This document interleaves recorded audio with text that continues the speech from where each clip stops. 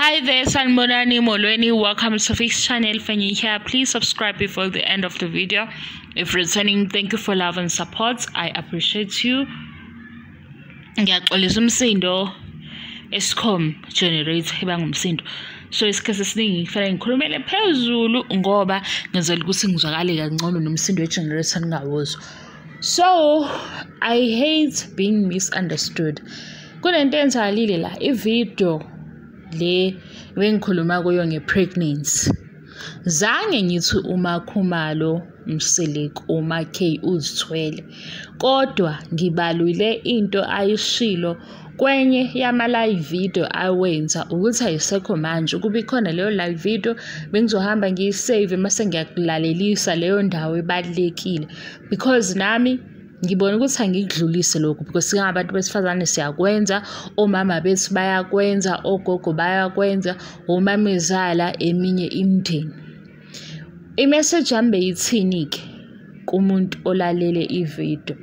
Ipregnancy ibucayi, imizimba yabantu besifazane ayifani.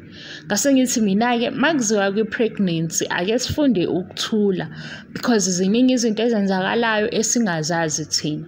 Okungenza ukuthi yakhe ipregnancy iyahamba kahle kodwa zikhona izinto ongazazi ezenzeka kwabanye osisi. Ngathi la osaziwayo asisabala uma Khumalo kuphela, sibalo osaziwayo ke manje laba abephambi kwethu ngoba beku social media.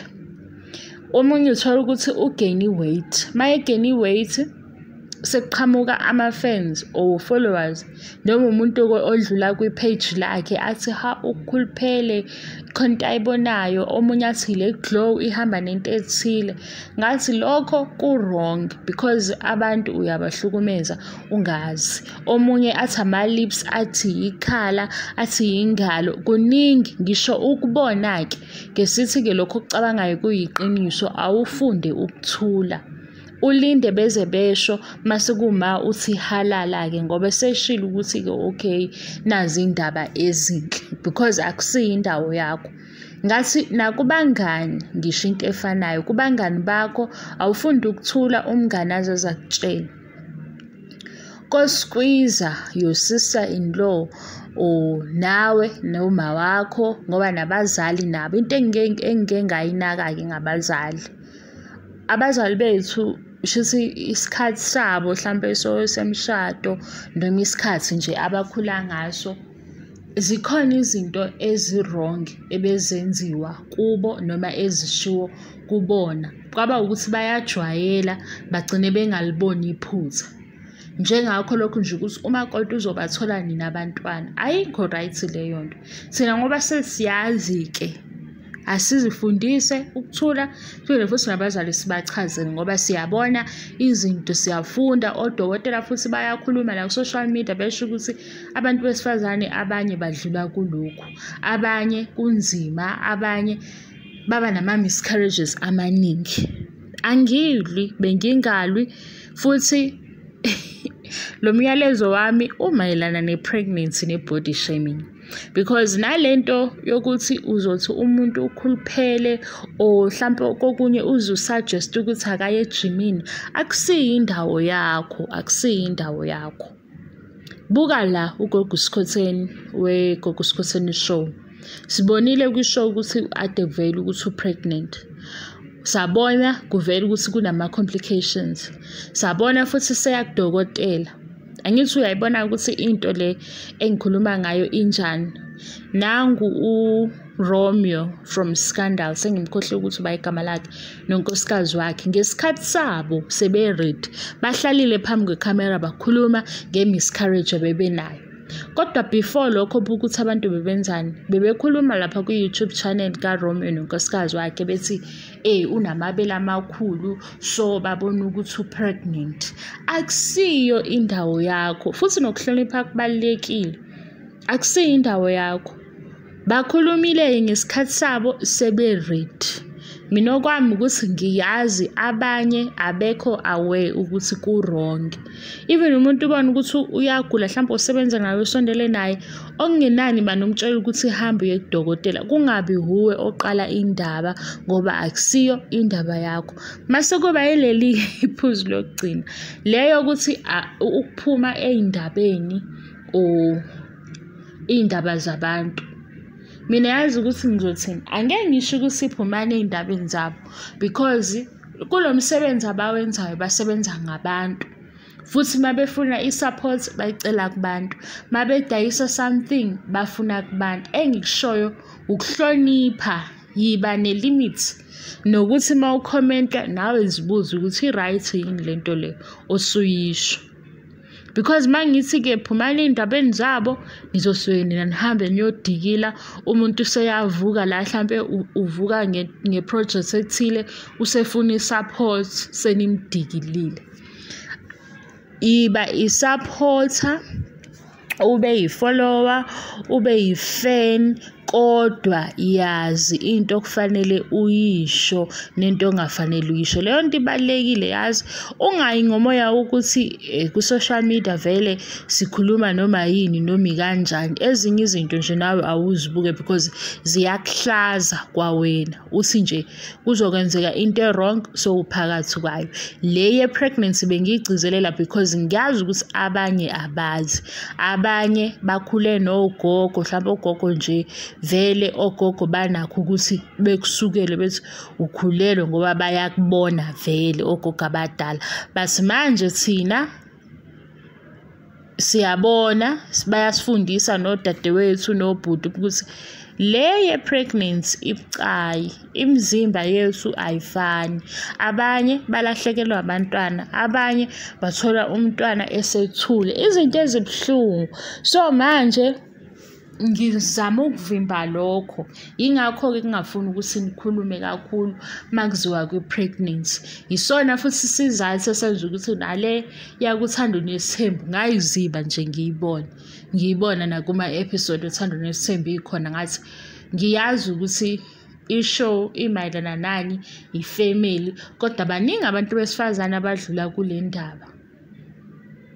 Abanye ngizothi ngiyakhuluma mase ngiyabahlukumeza. And okunye into efana nale, mina I prefer ukuthi umuntu azikhulumele isitori sakhe, indaba yakhe, ngingabi umuntu ozothi kufanele azizwe kanje. Uyayizwa leyo nto?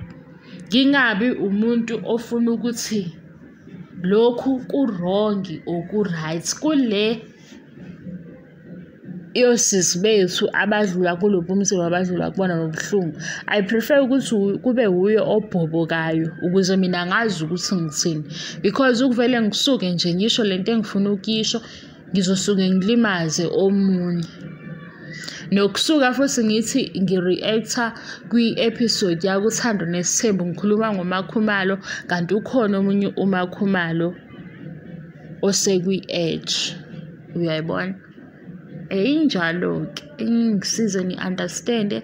Ayikho iphathi la ngisekhona umakhumalo ukhulelwe, kodwa umakhumalo uthe bengosaziwayo enye into eyenziwa yithina ukuthi sifike sibone ukuthi usegeni weight mase sithi halala lezo zinto lezo oku-wrong. Ngivaleke le video bantu, ningisize-ke nakimi lana ulalele enye into before ube kumbona, ngoba phela i-comment ikhandwa yividiyo, ikhandwa into engiyishilo. Manje masuzovela ucomment kulokho engakushongo okusho ukuthi awungilalelanga, kusuke seyibanjalo-ke uba expose phela manje ukuthi okay ividiyo yami awuyilalelanga, sowujaha ukucomment ubuka ukuthi ngibhale ukuthini. Nalokho engikubhalile futhi awubukanga kahle ngoba kune-question mark. Le question mark ithini? Siqhubeke-ke sithandane sibe umndeni. Bye. Naleyo ukuthi ninikeza abantu isikhathi, wena sewuyasho ukuthi hayibo kade washada useshade 8 years kodwa abantwana, omunye azathi sho ukuthi uhusband wakhe akamthandi ngoba akafuni ukuthola abantwana naye. Ishiyeni lento, iyekeni, asiyeke thina siphinde sifundise nabazali bethu le yengcindezi abayenzayo kosisi abashadile okuwoSkhwiza okuwomakoti bakini seniney'ndaba nikhuluma kambi kanti udlula ebunzimeni angeke aze abukhulume ngani ngoba already niyahleba. Noma futhi engakukhuluma ethola ukuthi angeke nize nikwazi ukusiza nina. Kodwa-ke leyo mkhuleko. Sengiyakhohlwa uGogo Skhotheni. uGogo Skhotheni une-reality show engenza ama-reviews akhona ukukhuluma nje izinto engiyaye ngisho ukuthi hayi ziyiphutha lezi. Kodwa kuvele le ye-pregnancy nalokho kwenzekile obekuwumzima obekuyipheni yakhe.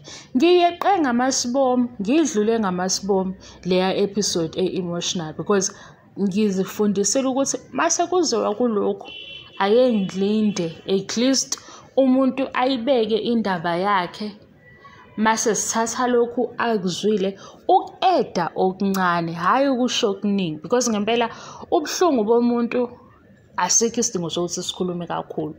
Nokumthandazisa asimthandazise ekhoneni, sicela ukuthi aphole, sicela ukuthi kulunge, siphinde sibuye lo mthandazo siwubonge ekhoneni ngoba sesibona imiphumela.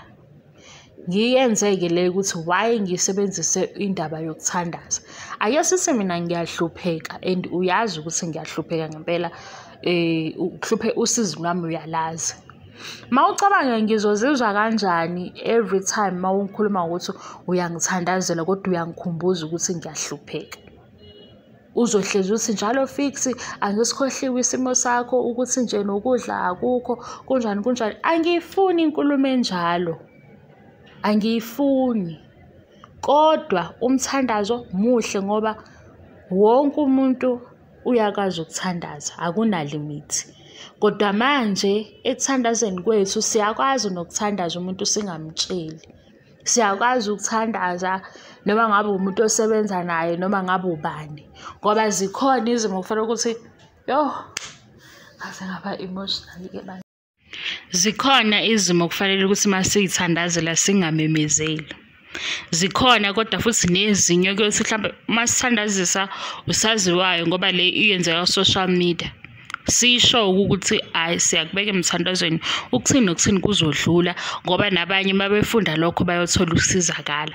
Kodwa kukhona lokhu ngoba kunzima kujulile masikuthandazela sikushiye emfihlakalweni singakhulumi ukuthi njalo bani ngiyakuthandazisa ukuthi nokuthi ngoba isimo nesisindo saleyo nto leyo saleso simo leso asiyifundeke lento noma angazi ukuthi ngiyaphambuka yini mangikusho lokhu ukuthi umuntu ungamthandazisa noma edlula ebunzimeni kodwa ungamtsheli.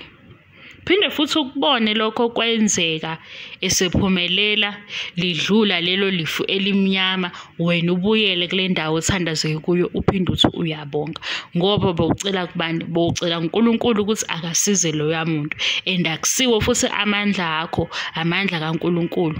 Kodwa manje mase uzoyisho in details inkinga yomuntu angazi ukuthi uyamsiza yini. Yileyo nto leyo esuke ingenze ngithi umthandazo nawo muhle impela futhi umthandazo uyabakhuthaza abantu ubanikeza ithemba.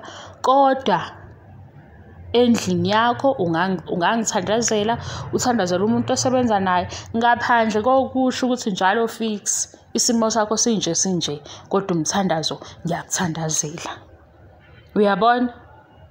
Ngiyibona nje ngathi iyaphazamisa kodwa angazi-ke bosisi, angazi bodadewethu nabafowethu, angazi nami indlela nje ngiyibuke ngayo ngoba ngempela angiboni ukuthi kungaba mnandi umuntu omaziyo ukuthi udlule esimeni esinje njalo noma ngabe uyambona noma ngabe mhlampe uyam-inboxa ngaphandle yena mayeza kuwe esho ukuthi nayi inkinga enje ngoba kukhona abanye abantu esibabonayo ukuthi hey bakwethu kunzima la umthandazisi ngaphandle ukuthi uzomqale omunye-ke ayikhulumele azisho kuwe ukuthi mhlawumbe inkinga yakhe yini. Ngaleso sikhathi-ke soyakwazi ukuthola-ke nabo ukuthi uma ukhuluma naye ukumupha umqondo umsiza kanjani nisizana kanjani.